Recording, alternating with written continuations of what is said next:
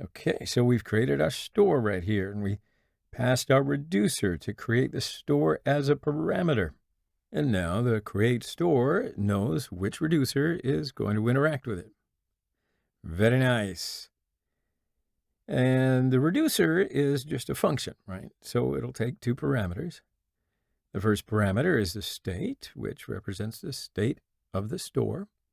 And its initial value is the initial state of the application.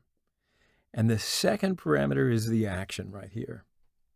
Okay, good. So now remember that if we want to edit the data in the store, we don't actually edit it directly. We have to go through a process.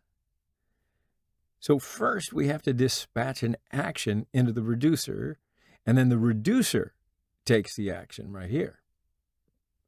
So the reducer looks at the action and then changes the state of the store based on that particular action. Also remember that we have to access the state inside of our application. And this is where we can update it. Okay? So let's go on and let's create an action. So what is an action? It's just a JavaScript object.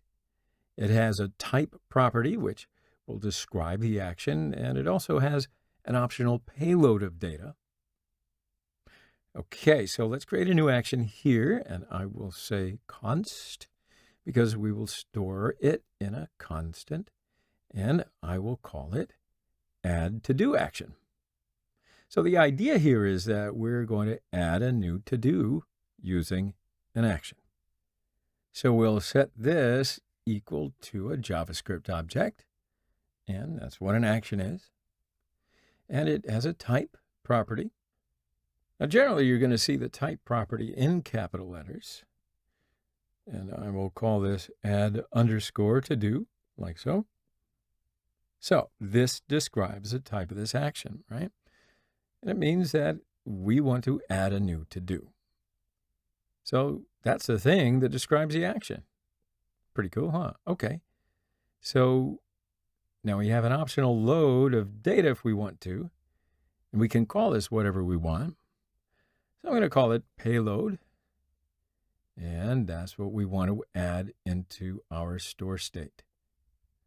So I will pass a string value to this payload, and I will say learn Redux.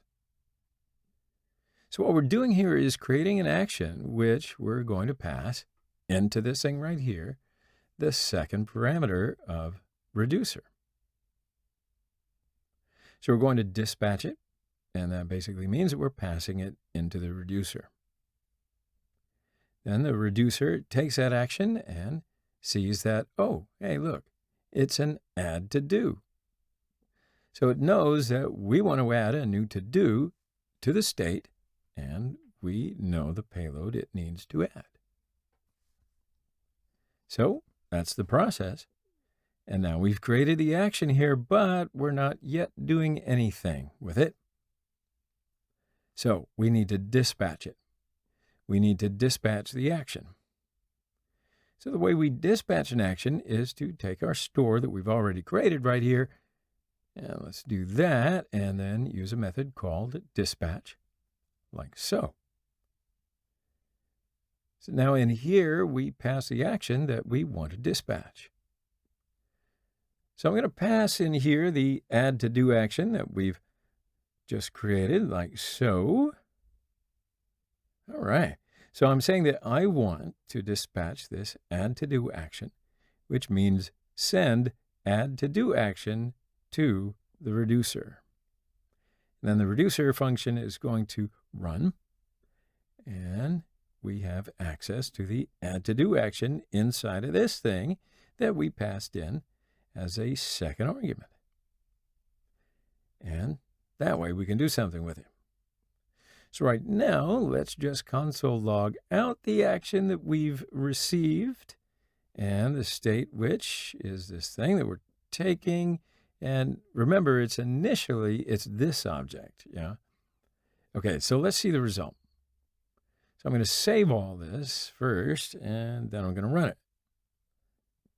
All right, so over here we get the result.